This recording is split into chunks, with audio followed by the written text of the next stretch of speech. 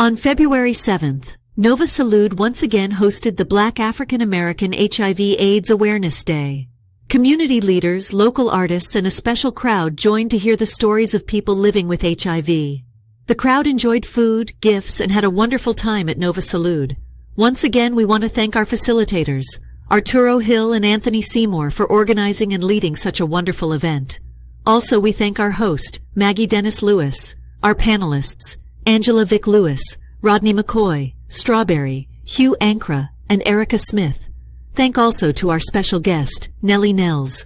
We also want to thank the NovaSalud staff and the participants that collaborated that night. Good evening, everyone. Good evening. Good evening. So first of all, we want to thank all of you for coming out this evening and for joining us for an important day. The only thing we just ask is for a few minutes, Anthony, in the moment of silence. If everyone can just take a deep breath. We just want to take a moment to remember those we've lost, not just to HIV, to stigma, substance use, anything that's kept us unconnected. But in this moment, we also want to shift a little bit because these tend to be sad times. You can also remember someone you've lost who you've shared a lot of good times with. If you can just remember those good times and take that energy and send it to that person that you miss, whether they're still with us or not.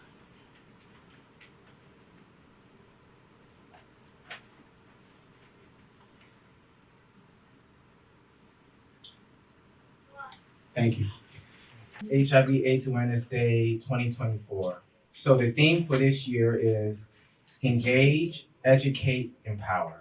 So this is just a little brief presentation on why this day is very vital to us, because we do have a notion that, because of the advances in HIV, whether you're HIV negative with preventative medications or living with HIV with care, that HIV is non-existent, just like how people take it as like the Mpox. But we don't see it on the news, so Mpox isn't relevant anymore.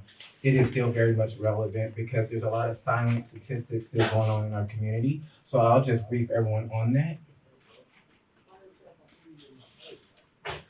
So National Black HIV/AIDS Awareness Day was first celebrating the 25th anniversary of National Black HIV/AIDS Awareness Day.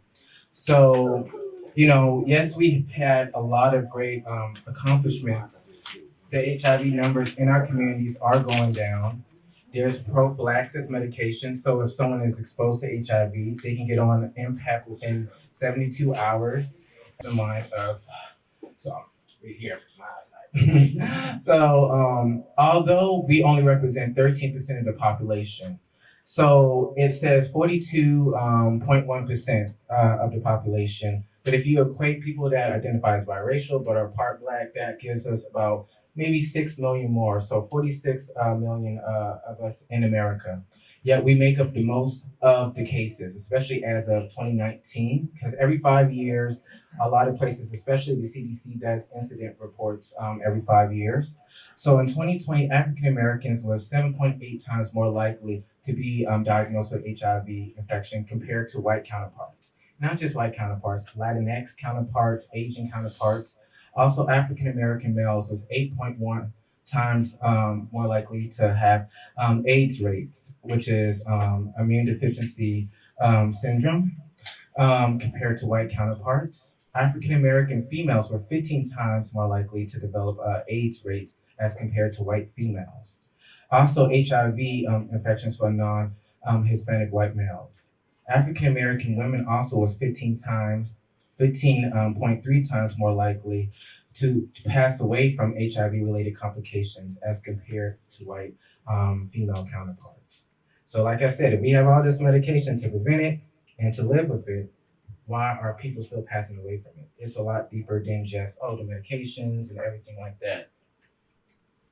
So let's get it a little bit more specific, because the last slide was more so like across the country, but this is going to give you Virginia stats. So whatever I have here, which is Black/AA, which is African American, is specific to our demographic.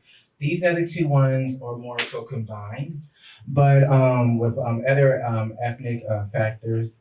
But from the years of 2017 through 2021, here are the cases of newly diagnosed HIV infections in the Black community in Virginia. So as you can see, the numbers, one case going up. It started to really go up in 2019. But the good thing is it has been going down since 2019, but the numbers are starting to have an uptick. Now, when it comes to regions in Virginia, the Eastern region leads 70% of newly diagnosed HIV infections, followed by Central Virginia with 66 HIV infections, also followed by Northern Virginia. This is Northern Virginia in third place with 45%. So it shows that, HIV is still very much alive because these are new cases. Also, new cases impacted by cities and counties. In Northern Virginia, aka Fairfax County, is leading with 70 new cases as of 2021. Also followed by Newport News and Virginia Beach with 48 new cases, and also Central Virginia, Richmond City with 71 new cases. And here are the transmission rates divided by age groups. So as you can see, people from the ages of 35 to 39 are in third place with 1705. Also, people that are older, 50 to 54, 1756, leading with people from 55 to 59 with 2133 new cases in transmission rates. So there's also a lot of stereotypes that it's just the young people, but 35 to 59, that's older people. And so it shows that, there's some kind of gap that we have to look out for. So let's get a little bit into PrEP, Mpox, and viral suppression. So as of 2019, only 8% of people within our community was prescribed PrEP out of the 23% of people that are actually at risk. So 23%, but only 8% are getting prescribed PrEP. So when I was in Richmond, me and these guys, we had kind of a debate. It was like, oh, well, the condoms and the PrEP is working. I said, oh, the PrEP's not prepping. It's not working. It's not connecting to our community. So what is going to be the solution if only 8% out of 23% is really willing or able to take it? Because not just, oh, I choose not to take it. Some people don't know that this exists. Some people have a hard time getting to doctor appointments. Insurances, trying to get on PrEP, even the injectable is nearly impossible thanks to insurance. So there's a lot of economic factors. Now, for every 100 people living with HIV, only 74 cases actually received HIV care.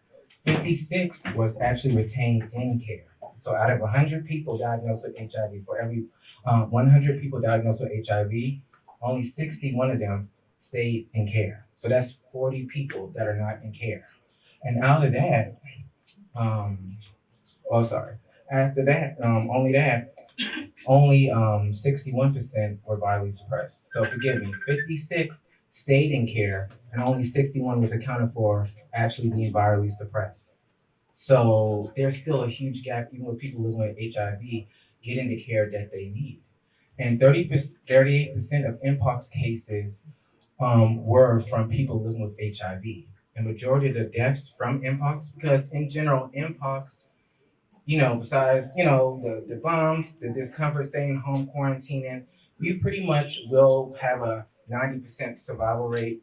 But majority of the people that are passing away from Mpox, they have found that are linked with living with HIV. And when it comes to racial demographics, are Black people. So those are things that we still have to keep in mind for. And it's not to give doom and gloom or anything like that, but it's just to bring the relativity that this is still something that we all have to fight through education, resources, and decreasing the stigma. And if I could pass the question on to some of the audience members. So like I said, the theme was engage, educate, and empower. What are some ways that y'all feel we can engage, educate, or empower people? And if people need a microphone, we can pass a microphone or anything like that. Well, I don't need a mic, but I'll speak first. Hello, everybody. Hi, I'm Owen. I'm just welcome. I'm really a DC native, but it's nice to be out here with you Virginians. And for the recorder, you need a microphone. Yeah, For the recording. Oh, east of the river. They call. I told you. Give it bring the microphone. I have a question. I guess we ask. Yeah, we need the microphone for the recording. Yeah, Oh, you want me to? Oh, yeah we will hear your voice. Yeah. I'm gonna change it Your up. beautiful voice. So listen. Oh, that's all right. So, I'm asking a question. No, just answering the question. How can the theme is educate, engage, and empower? So how can we do that as a community? First off, I started by being open with self and being Close. comfortable enough to. I'm sorry. Start by being open with self and being comfortable enough to be willing to share and not afraid that you will be judged. Because I think that is the biggest issue within all of us. We have the biggest fear that someone is always looking at us sideways or questioning about who we are, what we do. But take it from someone, me myself, who was really insecure in a lot of ways, and I've been through in many some programs. I've OD'd about 3 times in my life. 1 was intentional, 2 was not. So just to be someone that has gone through the ups and downs and was not always open with my family about what I was going through, it took me at like the last minute, my grandmother on her deathbed, for me to like really confess and let her know what was open, be open and honest with a lot of things. So it's like now I'm at this point where it's no holds barred. Let them know. Tell them. Like, let it out. Like, somebody got to hear it, whether if they want to or not. Tell them. Let them know. So that way you got off your chest. You was free about it. So it's not something that's bothering you if it's, psychological, if it's mental, whatever it is, whatever you're going through, period. Let it be that your sickness, that mental sickness, the HIV or whatever, the monkeypox, because I just found out about that last year and I ain't catch it, thank heavens. But, wow, that was so serious. But long story short, I'm gonna close it out with myself. Again, I'm Owen. Everybody, nice to meet you. Same embrace like I said. Just be open about it. Just be honest. Like that's what matters. Like self. It starts with self. So once you're comfortable with yourself, you never know who will be comfortable to share it and talk about it with you. Thank you.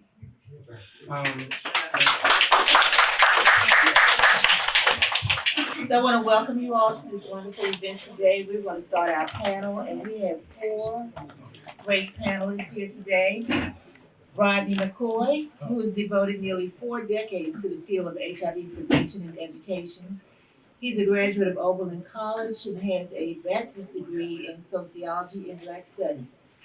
He's currently working at helping us in Washington, D.C., and he has his own program called Beyond the Red Ribbon, where he trains healthcare professionals on sex positivity. Our next panelist is Derek Strawberry Cox, who I'm sure everyone, if you don't know him, you've seen him around. He's an unsung hero in the fight to end not only HIV/AIDS, but discrimination as well, and it's not on here. He delves in the field of mental health. He wants to see everyone well and definitely advocates for that. He's accomplished in the fields of dancing, modeling, and acting, and uses his influence to advocate for HIV awareness, preventive health, gay, lesbian civil rights and liberties, through public speaking and at political lobbies.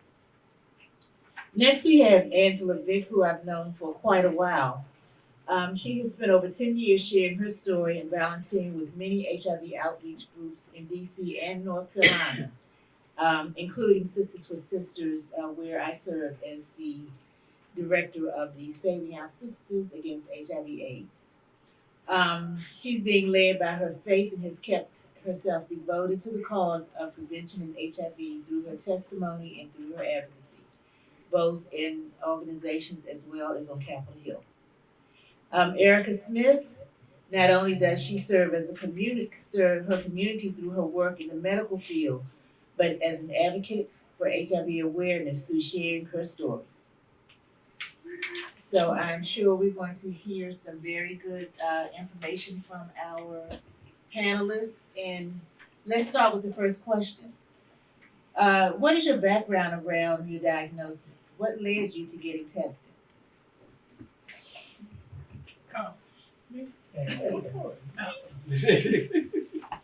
Well, I'm Erica, and what led me to get tested was my mom at the time I was getting she was getting health insurance on us at the time, me and my cousin. And we had this at the time we had to get swabbed. So my test came back negative. Well, came back positive. And it literally took me by surprise. So it was mind blowing. I was only 16 at the time with the son in high school. I was in 10th grade at the time, so it was very hard to deal with. Very hard to come out, be open, transparent with everything that I had to do. And I thought I was going to lose my mind. And I just prayed on it, and that's how I got back.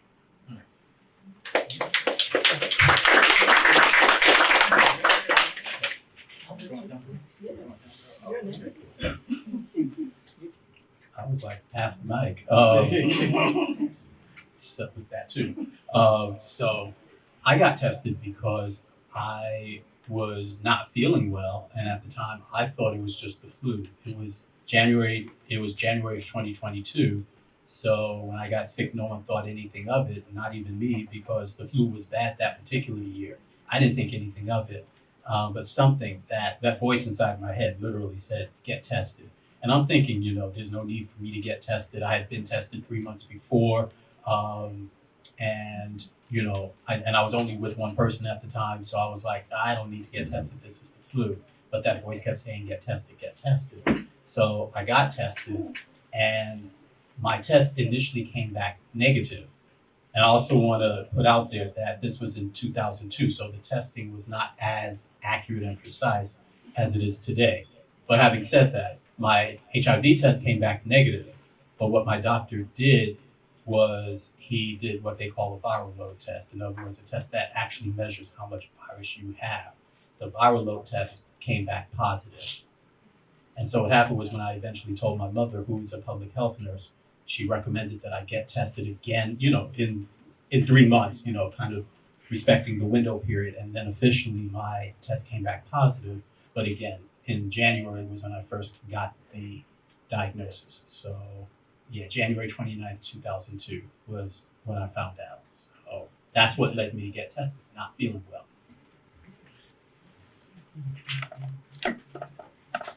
And Angie, what led me to get tested is church. I was a member of Community Hope Church, Temple Hills, Maryland, under the leadership of Pastor Tony Lee.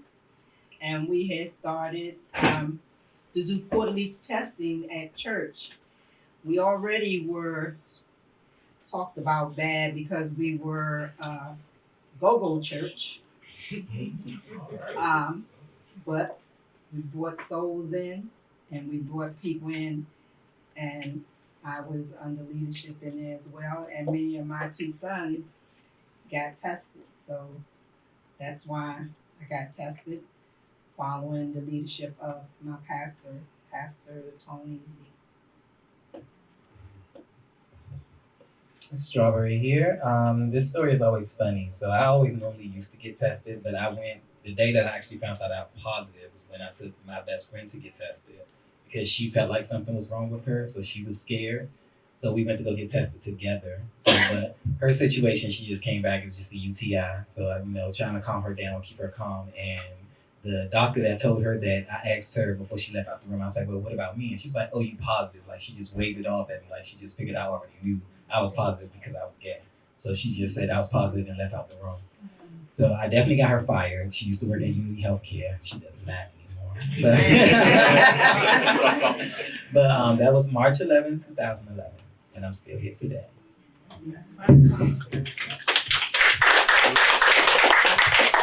Thank you. So a lot of you answered how long you have been thriving with HIV, but let's go back down the line and kind of get exactly how long you all have been living with HIV. 13 years. 17 years. As of last month, 22 years. 19. Okay.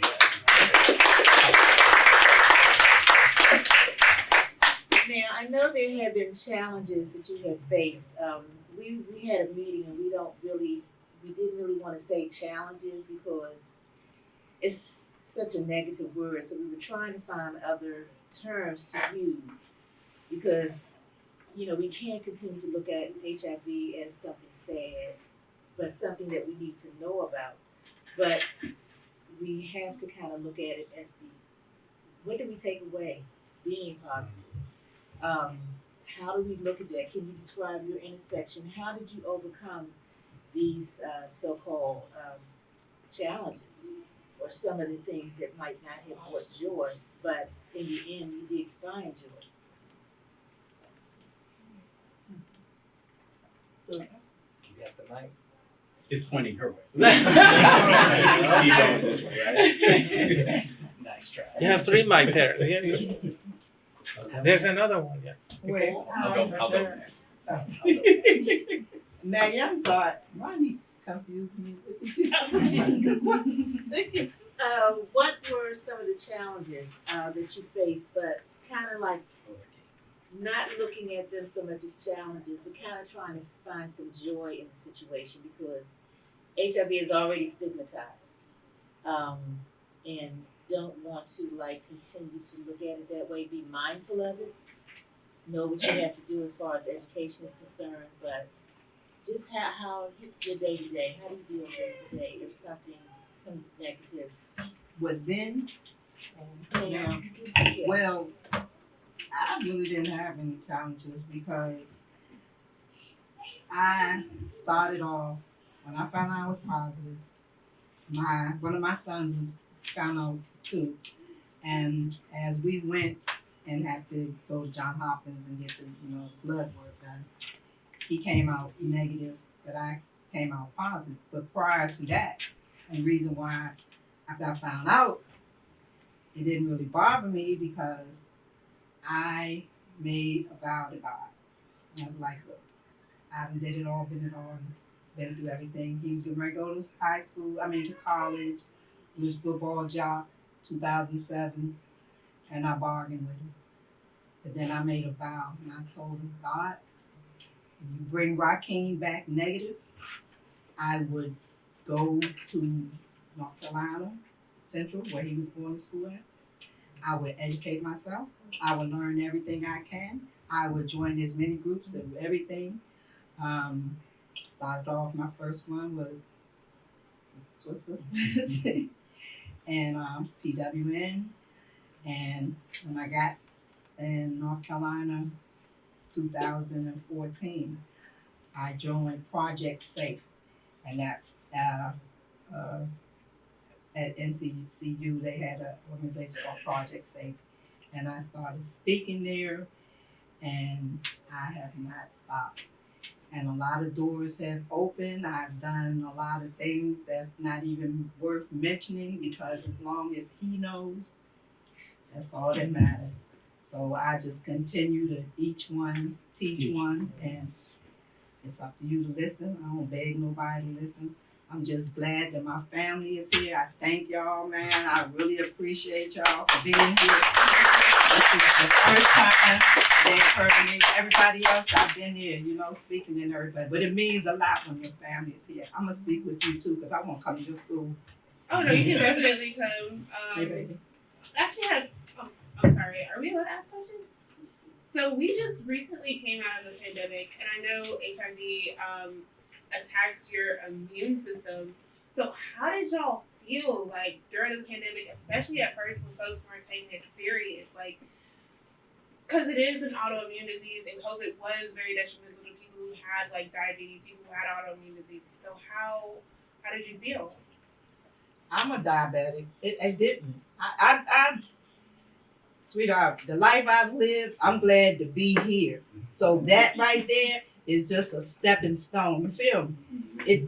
I'm different. It does not bother me. As long as that man upstairs delivered what I asked and I vowed that I don't care. It doesn't bother. I'm different from every people else. It bothers. It never. once have I sat there or cried about, oh, woe is me. Well, I was molested. I went through that at 5. Now, if I could get through that at 5, I could get through any of this. You know what I'm saying? So that's why I have tough skin, and that didn't bother me. I just made sure that my son was fine, and I did the vow that I asked God to help me with. Spiritually. Thank you.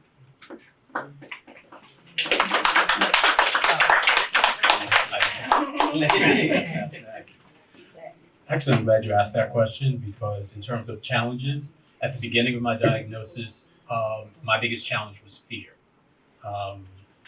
Fear of dying, fear of people finding out because I was already in HIV prevention.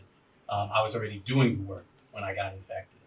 So 2 things that helped me at that time was, again, prayer. And I like the spiritual aspect that we're all talking about because, in fact, it was this time in February, 22 years ago. I remember just laying across my bed, just letting it all hang out, just saying, God, I don't want to die. That's not how I want to go out. Yeah. And Spirit was real clear. If you don't, and this is what Spirit said to me, then don't. If you don't want to die, then don't. You have the tools. You've been in the field. You know what to do. Basically, it was Spirit's way of snap out of it. So that was not a pity party that clearly Spirit did not want me to be. I was not invited to. And also, I did wind up talking with my pastor, and what he said was, when I told him, because he was also in HIV prevention as well, he said, if you choose to stay in this work, what are we going to do to make the messages stick? And I think what we're doing right now in terms of telling our stories and telling the truth of our stories, because a lot of times we don't tell the truth around HIV. It's someone else getting it. It doesn't impact me. I don't need to worry about that. I'm not doing those things, blah, blah, blah. So yeah, for me, it's about telling the truth. And I would say now, if it weren't for the fact that I got to take a pill once a day, I don't think I would even worry or think. I sometimes forget I have HIV. I'm 56, I'll be 57 this year. And the thing that concerns me, COVID did concern me because I was like, okay, see, this is going to be the thing that I don't want to take me out because I had seen what COVID can do to people. And I was like, nah, I'm not going out like that. So COVID did concern me. I still wear the mask. The other thing is we talk about HIV and heart disease. That's one of those co-conditions that people with HIV can get. And I had a heart attack 3 months ago. And it was my second one. So the fact that I'm here is a blessing. And do keep in mind that I'm more concerned around heart health than I am HIV. But so I would say those are the things that can impact people with HIV more. Though not HIV itself, but the things that I'm more vulnerable to. That's what I tend to be more. And I won't even say afraid of. It's like, okay, so here's something else I gotta be concerned about. HIV is living with me and I'm over 50. So yeah, there's some other things I gotta be concerned about, but not afraid of. And I take on the word challenge because I think a challenge is something I can rise to. So I'm just gonna say that.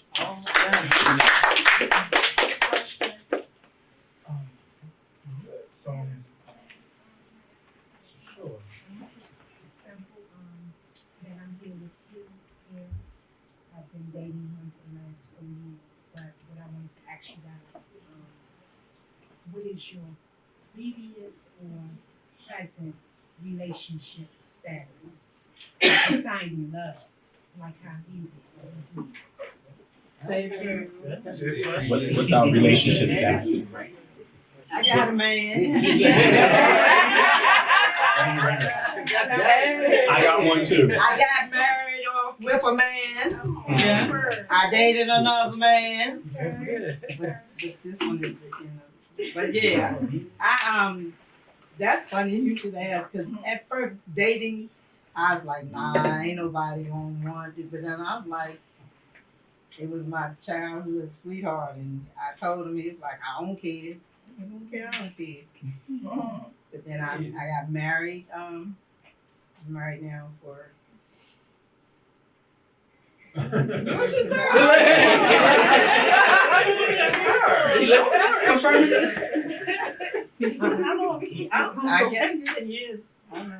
But I'm not with my husband, but I am in a relationship and he knows about it and he knows what you equals you means. So you equals you is I am undetected. I don't have it where I can pass it to him. Feel me? So my thing is, if I go out here and have unprotected sex, I'm more worried if somebody gonna give something to me. But they're worried about me giving it to them just because these 7 letters. You know what I'm saying? But that ain't it.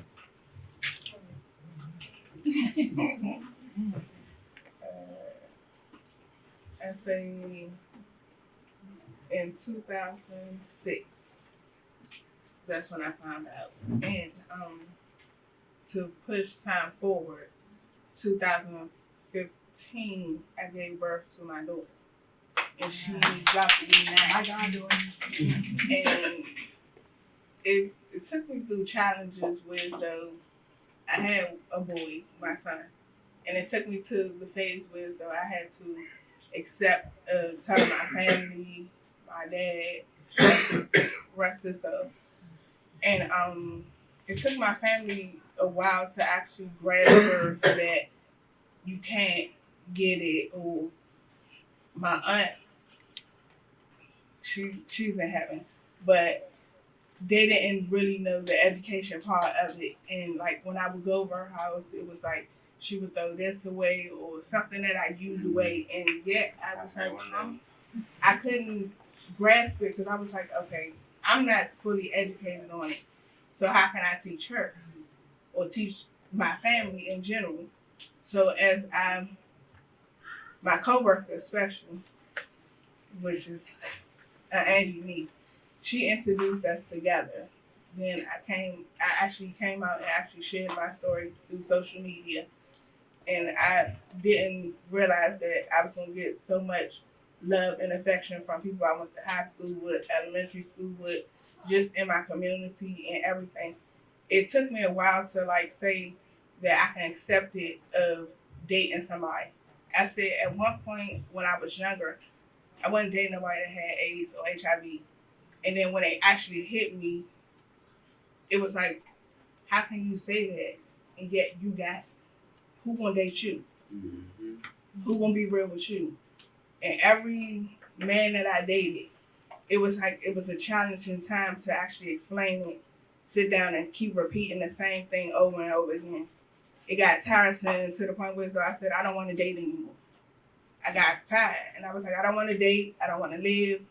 I went through 2 years of mental depression, where though I was like, okay, I don't want to take my medicine no more. I just want to give up. But then God opened the window to make me realize that you got something to fight for. Amen.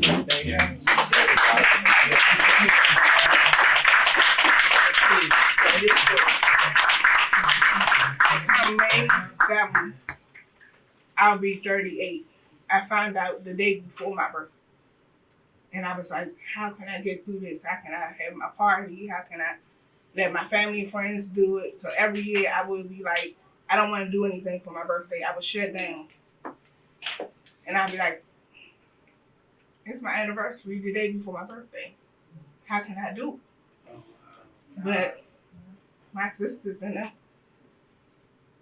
my older sister, she died from cancer. And she was like, sis, you won't leave.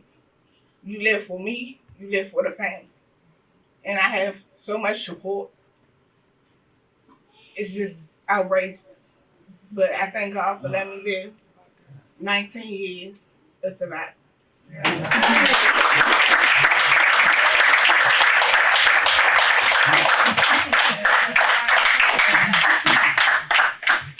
Oh, good. That story was beautiful. Right here. So I'm sorry, y'all. I don't have a tearjerker. When I found out I was HIV positive, I didn't give a damn. I'm from Southeast DC. I was born and raised in Berry Falls.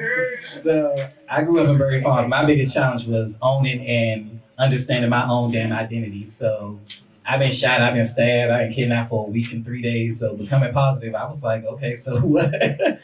I used to use that to try to get people away from me. Like, if a dude told me he was interested, I'm like, I'm positive. You better leave me alone. HIV positive. Make sure you know. Like I used to throw it out there loud and everything. They be like, you serious? I'm like, yeah, I'm gonna So I live in this life where, I kind of live like you. I live carefree. I don't believe in this whole societal terms and these terminologies, this politics, all of this stuff. I don't give a damn about none of this.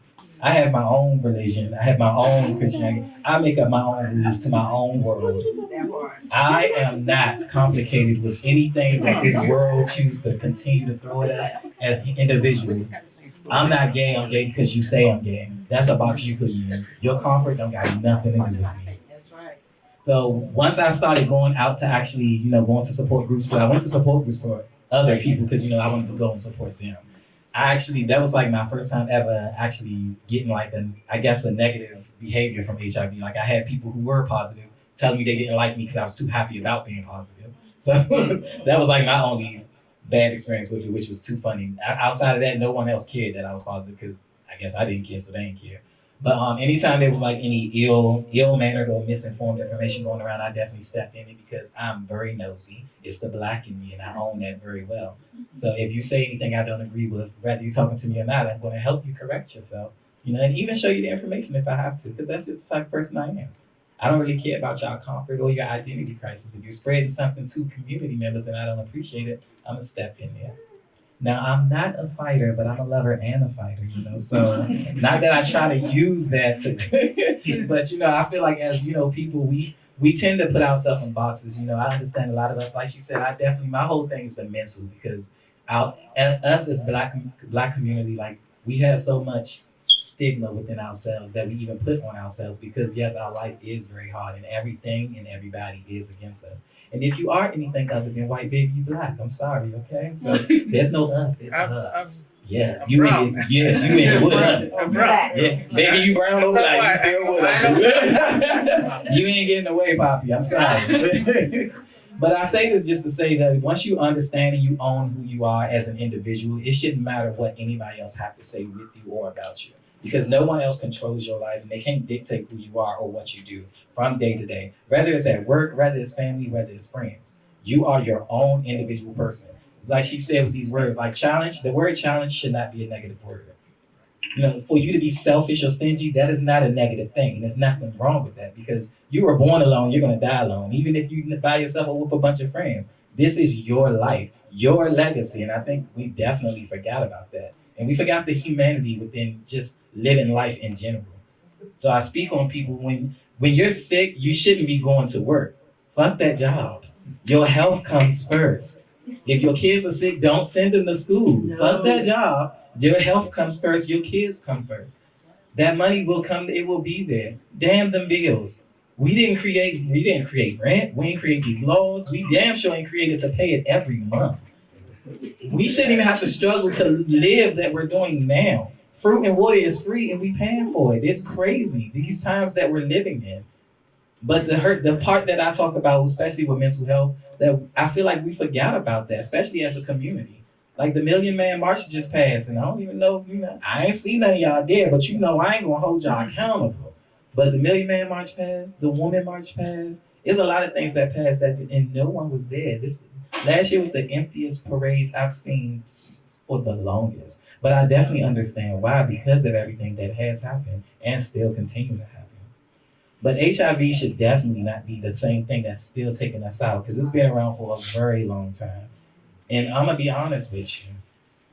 HIV ain't shit. I'm sorry for still cussing, I'm sorry. But it ain't nothing. People with diabetes and cancer, they got it way worse than we do. Indeed I do. And just to educate all of y'all, during COVID, I was not worried at all, because if you're HIV positive and you're currently on your meds and you're taking your meds faithfully, we was actually protected from COVID. We were immune. So, just to let y'all know, so damn that mask, I was good. But this is what, yes, what's up, man? Oh no, I'm coming to your question, boo. I just want to make sure everybody good. But when it comes to my love life, boo, I'm dating, but it's hard to date someone like me because I'm so carefree. So a lot of things that that other people initially care for, I don't care for. Like things you would get mad at, I wouldn't get mad at. I would try to help you understand why you're mad at it. And I'm never trying to be no one mother, teacher, father, or anything. I just want to educate you to what you're really angry about with misguided anger and questions.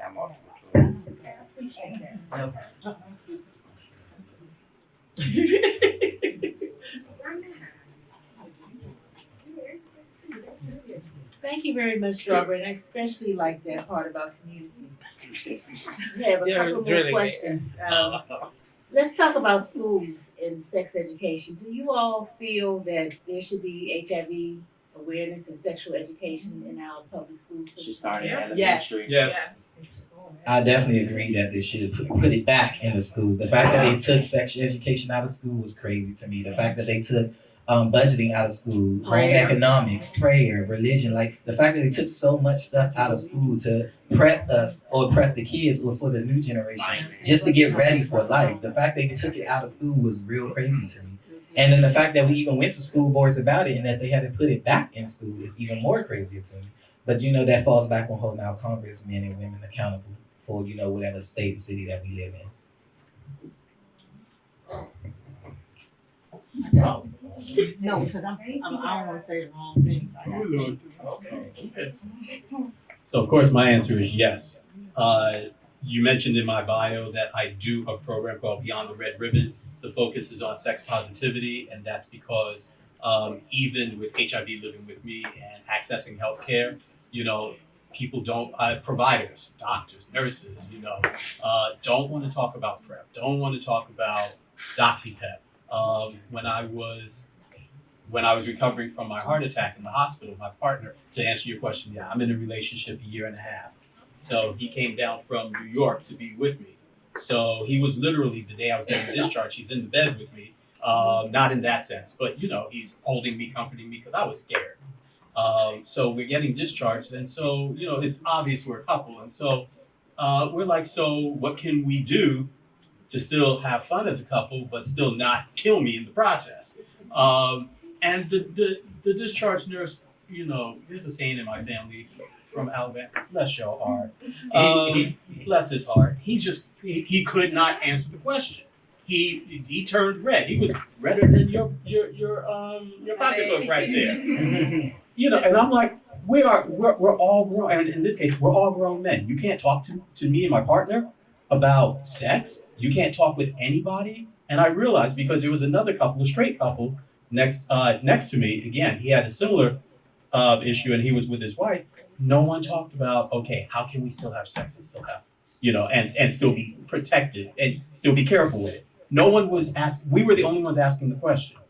And I was like, see, this is why I do the work around for providers. Similarly, when I worked here at, and I still do from time to time with NovaSalud, their face-to-face program where we go into the high schools to talk about living with HIV. And I'm going to tell you something. The kids want the information. They want to know. They want that space where they can talk freely. It's the parents. It's the adults. And I'm going to be honest with you. I think, yeah, I even had some reservations at first when I was asked to go in there. I'm like, they're going to kill me. But no, the kids want to know. So I think we do a disservice. And even my mother, who's a public health nurse, when I was telling her about the work I was doing, and I told her that there was a question that was asked that I didn't answer, she looked at me, she said, why didn't you answer the question? And that got me right together. Funny how mama can still get you together even as you're as old as I am. But yeah, she was saying, why didn't you answer the question? They asked it for a reason. So I appreciate that question. But yeah, I'm all for HIV education, sexual health education, all of that. In the schools, in the homes, wherever, not only our young people, but our older people. Let's not assume that just because we got some gray over here, one, that there's no fire in the furnace. Let's not also assume that we know everything. I'm finding that educating my peers, because I'm in that 50 plus age range that you talked about in terms of statistics. And that's why my eyes were bugging. I was like, I didn't realize it was that high. New cases of people in my age group getting infected with HIV every year. So it's not just the young people. So she said, I'm not touching that.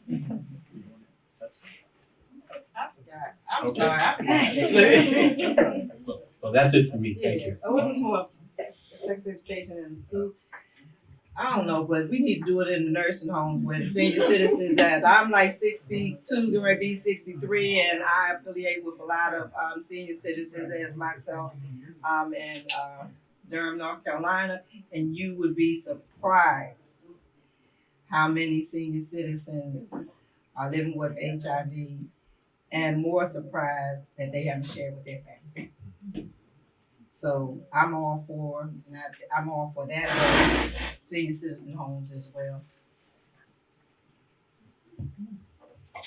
Okay, and now, what advice would you give to people who are newly diagnosed today? So they actually Whitman Walker brought back a program that I had started with them. It's called the Peer Plus One program. It's for people that are newly diagnosed that accepted the fact that they are HIV positive, and it's a program where you can come join. It's like a mentor mentee group, so you can have somebody to talk to if you don't want to, do therapy or counseling or a life coach. So I tell people, once they do find out their diagnosis, once you're able to accept your diagnosis and once you're ready to start dealing with it, because accepting it and dealing with it is still two different things. So once you're able to not only accept it, but start dealing with it, if you want to start that help and just have that support group and just start actually doing what you need to do that's best for you, and only do something when you're ready to do it. Outside of your HIV status or any status or anything that you're dealing with, you don't have to tell nobody about your health. Your health is strictly just your business. You don't have to let nobody know that you're HIV positive. Okay? That is your business. That is for you to know and for anyone that you trust or that you feel comfortable with to find out. Okay? That is absolutely your business. And if you did not know this, whoever you tell, and if they do display your business by HIPAA law, they can be locked up and arrested for sharing your business. So I want us as a community, I want us to learn to stop getting angry and actually do something about your anger. Start holding people accountable. Like if you don't like your doctor, you're allowed to pick another doctor. The same thing with a therapist, yoga instructor, anything, because these people work for you because they get paid to service you. So if they're not doing you justice, change them. Don't get mad. Don't even argue with them. Just say thank you and walk out that room and request another. It is just as simple as that. The same thing at the damn DMV, the food stamp place, all these nasty people that's in a position to help you. If they're not helping you, get them replaced. Hold them accountable. It's your job too. If you leave out there angry, you're just as guilty as they are for ruining your day and you allowing them to.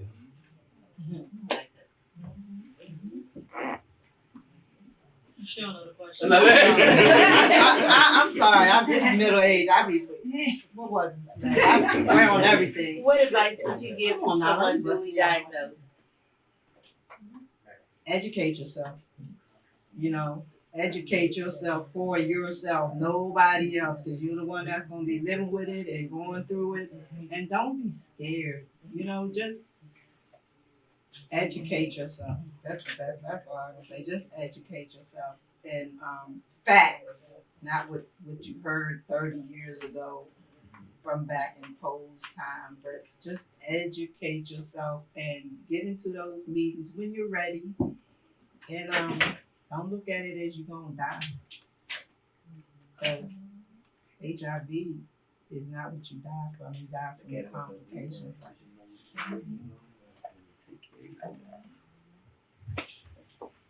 First thing I would tell someone newly diagnosed is it's okay to feel what you feel.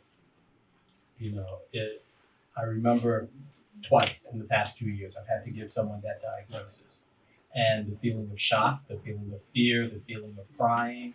I had to give it to a young man as well as a young lady. And I gave them, and I remember what it was like for me. So giving them that space to go through whatever they felt. And I said, it's okay to feel what you feel. The other thing is what's important to you. Because it was very interesting. When I gave the young man his diagnosis, the nurse came in and did the medical piece, which is important. And I did encourage him to hear what the nurse had to say. But then when it was him and I talking, he said, I'm concerned about a relationship. He was dating somebody. And so he was like, what do I tell that person? How will I find someone else even if this doesn't work out? And I said, if that is important to you, let's get you support around that. We don't get to dismiss that. That's important to you. So yeah, I would just tell people, feel what you feel. Identify what's important to you. Let that be part of your care as well. Well, I say, just stay positive and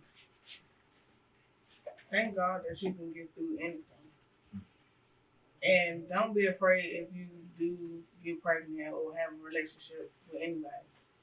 It took the doctors to be amazed how I gave birth to my daughter, and they tested her every year, and not a speck was in her system. And a lot of people was like, that's crazy. But the doctors, they was like, your CD4 count is high.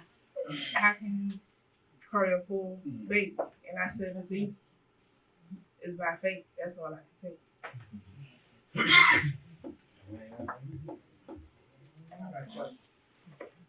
Somebody has a question.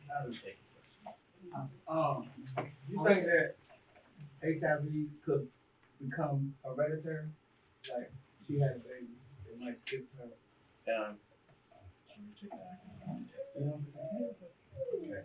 It's not hereditary. When we talk hereditary, we're talking about something that's passed on generations through the genes. HIV is not hereditary. What it is the technical term is congenital, but what it really means is it can be passed in terms of from mother to child, pregnancy, childbirth, vaginal specifically, and breastfeeding. So, and that's why for a woman who's pregnant, it's encouraged that she be on treatment because with a low viral load, she is much less at risk to pass it to her child those ways. So, but it's not hereditary. And that's a good question. Thank you for bringing that out. Okay, I want to thank our panelists, but next we have two people we want to spotlight. The first person is going to be Nellie Mills. He's an up-and-coming talent from the DMV and a supporter of NovaSalud. And we are really honored and thank you for being here tonight.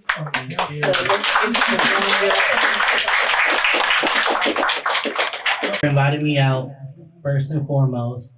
I've been coming here for about 3 years. Arturo's been my provider since the day I walked in. I want to be honest.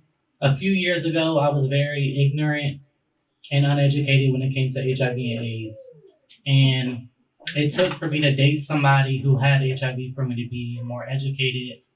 And I feel like there's a huge stigma behind HIV and AIDS. And the reason there's a huge stigma is because a lot of people are ignorant and uneducated when it comes to that. So I feel like I appreciate this event. I appreciate all the open conversations we had because at the end of the day, y'all are just opening the door to us being more educated, us knowing the resources we have available to us. Because a lot of this stuff I was unaware about until Arturo. Anytime I called him, texted him about anything, he let me know anything I needed to know. All the people at NovaSalud, they was there for me. Any questions, they supported me. Even when it comes to my music, Arturo, every time I would come here every month or 2 months to get tested, Arturo would be like, oh, I seen you on Instagram, you doing your thing, keep doing your thing, and I appreciate that. Appreciate everybody at NovaSalud. Yeah, and that's just it. I appreciate y'all for inviting me out and all the panelists for saying y'all's personal experiences, y'all's stories. It meant a lot to me, honestly, and it educated me more. And a lot of us got to be just educated. We got to know the resources we have available to us because a lot of us don't. And a lot of us don't be having these open conversations or accept what we may or may not have to know the resources that are available to us. And I appreciate everybody. You know, it's a good event. Arturo, thanks for asking me if I wanted to be a special guest. Thank you. And our next spotlight is going to be Hugh Angelo. He's a living testament to strength and perseverance and has shared his story throughout the community. So we just want to give him a short spotlight to share what's going on with him today. Hey y'all, how y'all doing? It was 2010. Just came home from jail. My brother-in-law took me to the Juniper Clinic, where Ashley Brood, she took my blood. See, I was, what's the word I'm looking for? Incoherent. I was in my head. You know, so I let this lady take my blood. And then later on, I got locked back up. No, that's a lie. I went through DC jail. So when I went through DC jail, it was mandatory, if y'all been to DC jail, you had to take an HIV test. I was scared. I'm talking petrified. Cause here go your day, Mr. Arthur. Whatever you've been doing, you about to expose your butt. Go in that room. Lady says, when was the last time you took an HIV test? I'll send it like I would like to thank everybody today for coming to the event. Thank you so much. Anything that y'all have learned, spread it to the communities, educate yourselves, educate other people. Don't be afraid to know your own status. If you're living with HIV, definitely, if you had a one perspective, have a new perspective. If you're not living with HIV, but you hold stigma against people living with HIV, change how you talk to people, change how you treat yourself. This community, our community, is attacked by racism and so many other isms. Let's not do it to ourselves. Let's lift each other up, whether they're living with HIV or not. And I hope to see y'all next year. And thank you all so much for coming. Thank y'all.